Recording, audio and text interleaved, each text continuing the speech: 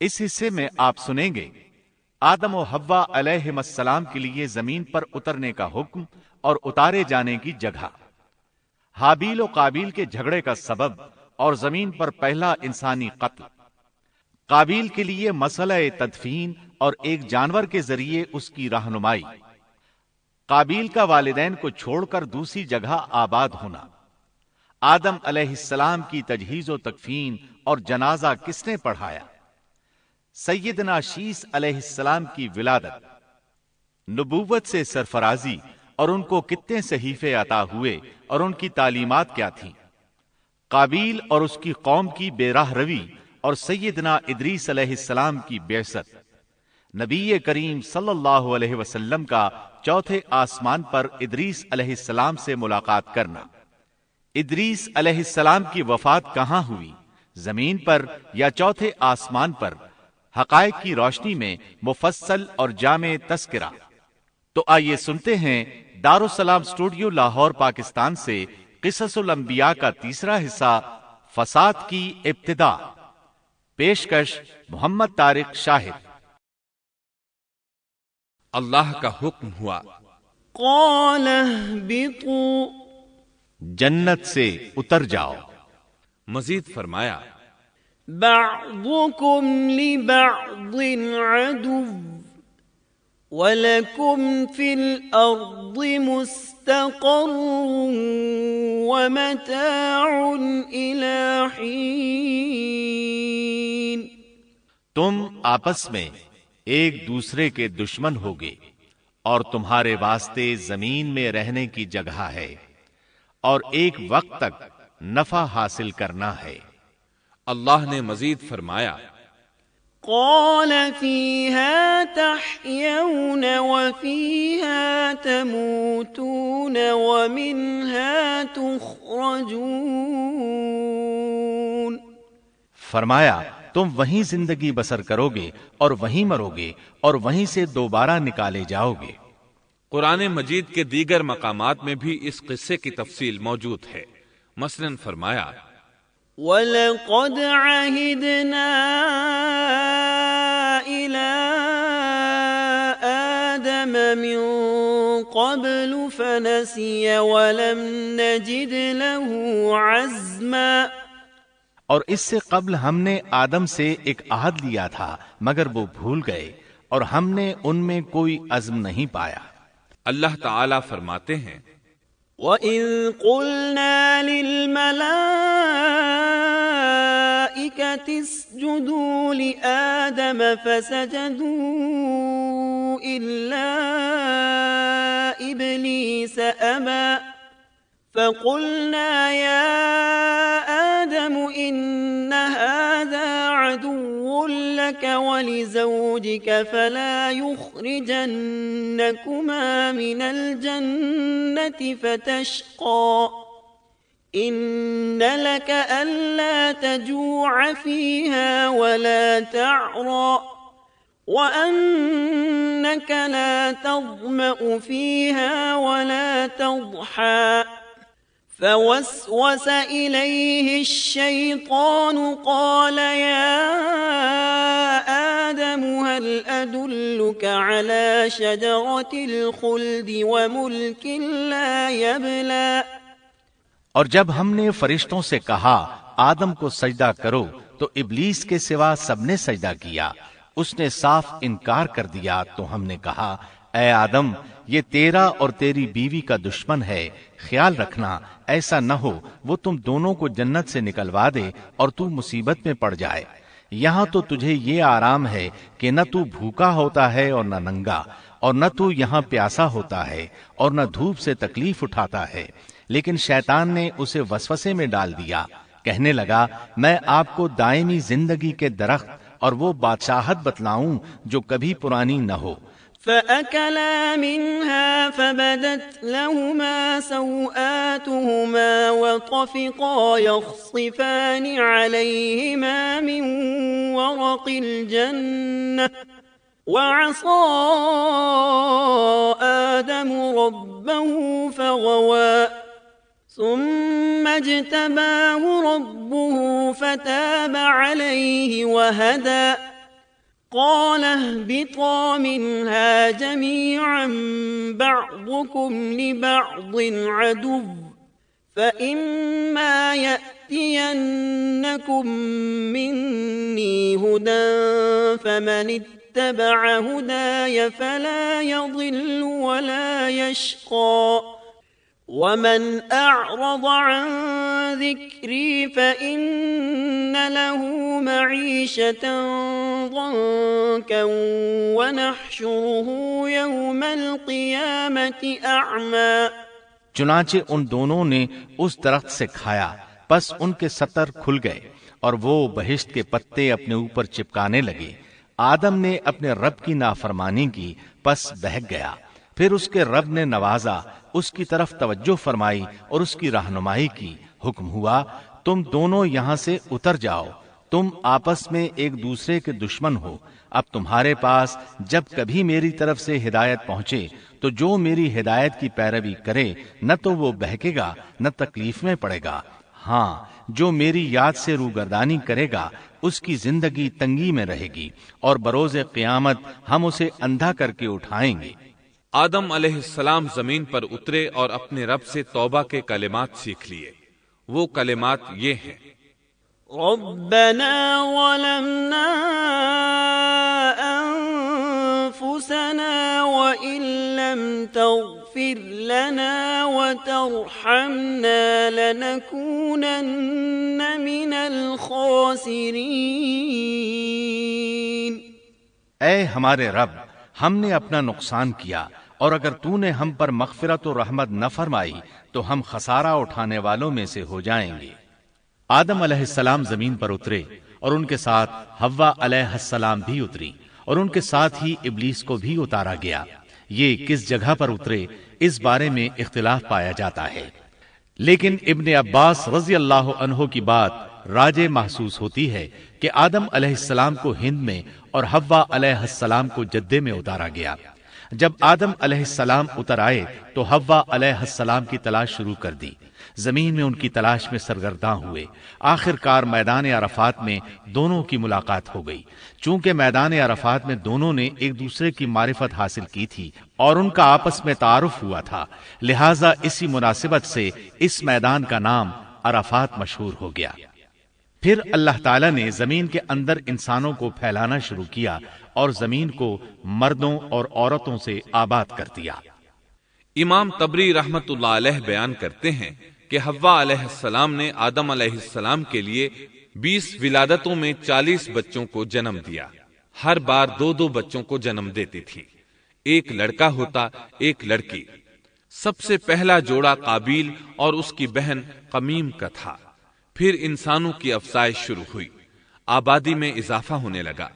اللہ نے آدم علیہ السلام ہی کو ان کا نبی متعین کر دیا، وہ انہیں دین سکھاتے رہے۔ اس وقت تمام لوگ موحد تھے، خالص توحید کو اپنانے والے تھے، یعنی کان الناس امۃ واحدہ، تمام لوگ ایک ہی امت کے تھے، ان میں شرک کا شائبہ بھی نہ تھا۔ ابن جریر اور ابن کثیر رحمہم اللہ نے ابو موسیٰ اشعری رضی اللہ عنہ کی روایت بیان کی ہے، اللہ نے جب آدم علیہ السلام کو جنت سے زمین پر اتارا تو انہیں ہر چیز کی کاریگری اور صنعت کا علم تھا۔ جب وہ اترے تو عالم بھی تھے، لباس میں ملبوس بھی تھے، کام کاج کے تمام طریقوں سے باخبر بھی تھے، لوہے، آگ، لکڑی اور کپڑے کے استعمال سے بھی بخوبی واقف تھے۔ ہمارے برعکس وہ ان کاموں کو اپنی ابتدا ہی سے جان چکے تھے، کیونکہ ہم سب لوگوں کا حال یہ ہے کہ جب تک سکھایا نہ جائے ہمیں کچھ نہیں آتا۔ آج کے دور میں بعض افریقی قبائل کے افراد وحشیانہ اور غیر مہذب زندگی گزارتے ہیں۔ علماء کا کہنا ہے کہ یہ لوگ زمین پر رہنے والوں میں سے گمراہ ترین انسان ہیں۔ انہوں نے بہترین زندگی ضائع کر دی اور گھٹیا زندگی کو پسند کیا۔ تہذیب و تمدن کا آغاز چونکہ ابتدائے آفرینش سے ہے، اس لیے ہر انسان کی فطرت میں تہذیب کی سوجھ بوجھ موجود ہے۔ بہرحال آدم علیہ السلام کے بعد انسانی مخلوق کی تعداد روز بروز بڑھتی چلی گئی اور انسانی کمزوریوں کی بنا پر گناہ شروع ہو گئے۔ زمین پر سب سے پہلے ہونے والی معصیت قابیل کے ہاتھوں اپنے بھائی حابیل کے قتل کی صورت میں سامنے آئی۔ اللہ تعالیٰ نے قرآن مجید میں قابیل اور اس کے بھائی حابیل کا قصہ بیان کیا ہے۔ قابیل قرخت اور درست طبیعت کا مالک تھا، جبکہ اس کا بھائی حابیل رحم دل اور نرم طبیعت تھا۔ قابیل کھیتی باڑی کرتا تھا اور حابیل مویشی چراتا تھا۔ حابیل کے نرم دل ہونے کی ایک وجہ اس کا بکریاں چرانا تھا، کیونکہ ایک چرواہا اپنی بکری کو بھوکا دیکھ کر اسے چارہ کھلائے بغیر نہیں رہتا، نہیں وہ کسی بکری کو پیاسا دیکھ کر اسے بھول جاتا ہے۔ اپنے جانور پر اس کی طاقت سے زیادہ بوجھ بھی نہیں لادتا۔ بنی نوع انسان کی تعداد میں اضافے کے لیے اس وقت ایسا قانون تھا جو اب حرام ہے، اور وہ ہے بہن کے ساتھ نکاح۔ چونکہ اس وقت کے سب لوگ آدم علیہ السلام کی حقیقی اولاد تھے اور آپس میں بہن بھائی تھے، اس لیے اس وقت کی شریعت کی روح سے قابیل اپنے ساتھ جڑواں پیدا ہونے والی بہن کے سوا کسی دوسری بہن سے شادی کر سکتا تھا، اور اسی طرح حابیل اپنے ساتھ جڑواں پیدا ہونے والی بہن کے علاوہ کسی دوسری بہن سے شادی کر سکتا تھا۔ اس کی صورت یہ تھی کہ قابیل کی شادی حابیل کی بہن سے ہو اور حابیل کی شادی قابیل کی بہن سے ہو، لیکن ہوا یہ کہ حابیل کی بہن خوبصورتی میں قابیل کی بہن سے کم تھی، اس لیے قابیل نے حابیل کی بہن سے شادی کرنے سے انکار کر دیا اور اپنی جڑواں بہن سے شادی کی خواہش ظاہر کی، لیکن ایسا کرنا آدم علیہ السلام کی شریعت میں حرام تھا۔ آپ نبی بھی تھے اور رسول بھی۔ رسول اور نبی میں فرق یہ ہے کہ رسول پر شریعت اور احکام نازل ہوتے ہیں، لیکن نبی پر شریعت نازل نہیں ہوتی، البتہ اس کی طرف وحی نازل ہوتی ہے اور معجزات عطا کیے جاتے ہیں، جبکہ شریعت صرف رسولوں ہی پر نازل کی جاتی ہے۔ آدم علیہ السلام بھی چونکہ رسول تھے، اس لیے ان کی شریعت میں یہ قانون تھا کہ کوئی شخص اپنے ساتھ جڑواں پیدا ہونے والی بہن کے ساتھ شادی نہیں کر سکتا۔ قابیل اس شرعی حکم کی وجہ سے غضبناک ہو گیا۔ اس نے تعجب کا اظہار کرتے ہوئے اس قانون کو ماننے سے انکار کر دیا۔ آدم علیہ السلام نے ان دونوں کے درمیان فیصلہ کرتے ہوئے انہیں حکم دیا کہ دونوں اللہ کے حضور ایک ہدیہ پیش کریں۔ ہدیہ اس جانور کو کہتے ہیں جسے اللہ کے نام پر ذبح کر کے فقراء میں تقسیم کر دیا جائے۔ اس سے مقصود اللہ کے لیے اپنی نیت کو خالص کرنا ہوتا ہے۔ اس عمل کو قربانی کہا جاتا ہے۔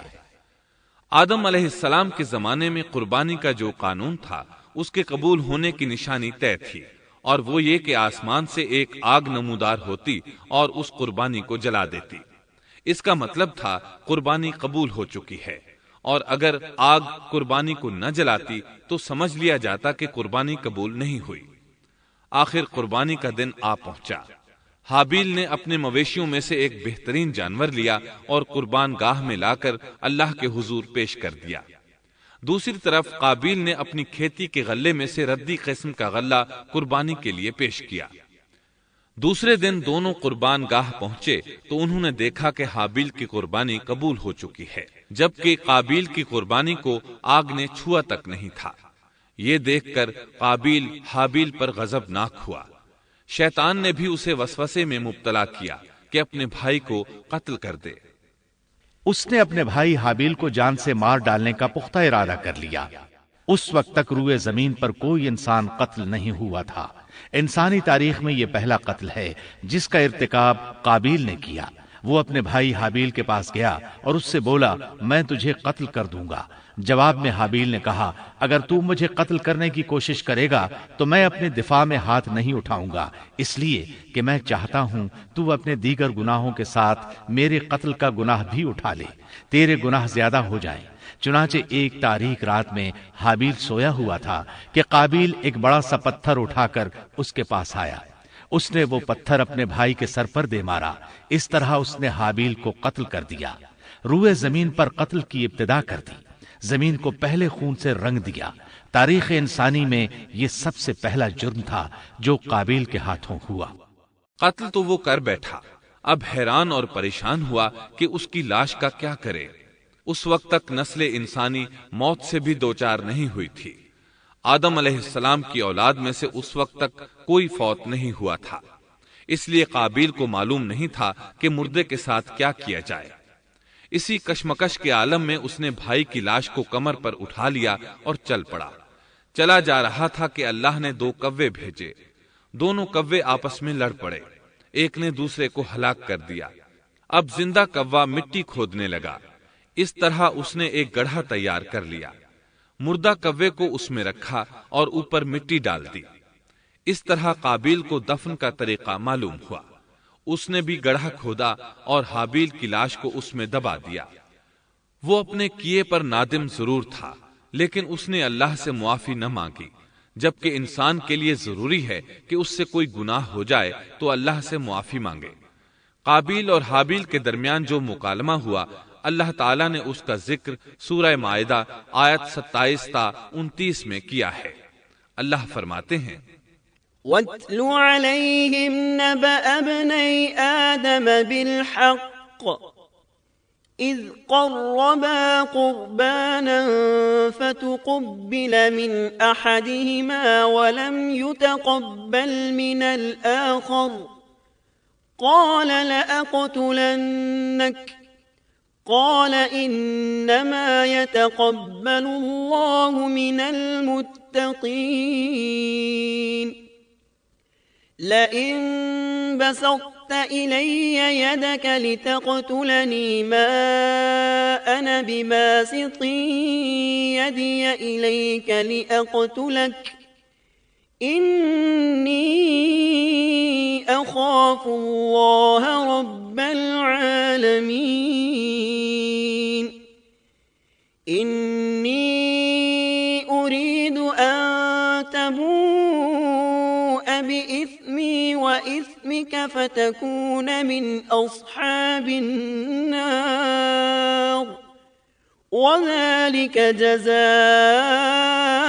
الظالمين۔ آدم علیہ السلام کے دونوں بیٹوں کا کھرا کھرا حال بھی انہیں سنا دو۔ ان دونوں نے ایک نذرانہ پیش کیا، ان میں سے ایک کی نذر تو قبول ہو گئی اور دوسرے کی قبول نہ ہوئی تو وہ کہنے لگا میں تجھے مار ہی ڈالوں گا۔ اس نے کہا اللہ تقوی والوں ہی کا عمل قبول کرتا ہے، گو تو میرے قتل کے لیے دسترازی کرے لیکن میں تیرے قتل کے لیے ہرگز اپنا ہاتھ نہیں بڑھاؤں گا۔ میں تو اللہ تعالی پروردگار عالم سے خوف کھاتا ہوں، میں تو چاہتا ہوں کہ تو میرا گناہ اور اپنا گناہ اپنے سر پر رکھ لے اور دوزخیوں میں شامل ہو جائے، ظالموں کا یہی بدلہ ہے۔ اس کا مطلب یہ تھا کہ تیرے اور گناہوں کے ساتھ میرے قتل کا گناہ بھی تیرے ذمہ لگے اور تو ظالموں میں سے ہو جائے۔ حابیل کے قتل کے بعد قابیل پر جو گزری اس کا ذکر اللہ نے سورہ مائدہ آیت 30 اور 31 میں کیا ہے۔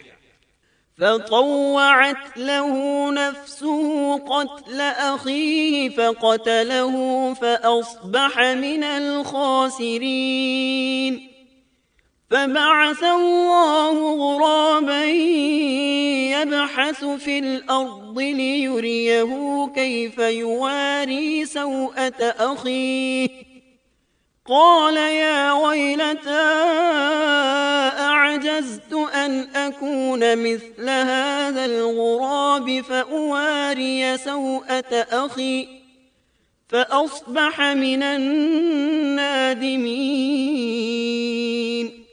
پس اسے اس کے نفس نے اپنے بھائی کے قتل پر آمادہ کر دیا اور اس نے اسے قتل کر ڈالا، اس سے وہ نقصان والوں میں سے ہو گیا۔ پھر اللہ تعالیٰ نے ایک کوے کو بھیجا جو زمین کھود رہا تھا تاکہ اسے دکھائے کہ وہ کس طرح اپنے بھائی کی ناش کو چھپا سکتا ہے۔ وہ کہنے لگا ہائے افسوس، کیا میں ایسا کرنے سے بھی گیا گزرا ہو گیا کہ اس کوے کی طرح اپنے بھائی کی لاش کو دفنا دیتا۔ پھر تو بڑا ہی پشیمان اور شرمندہ ہوا۔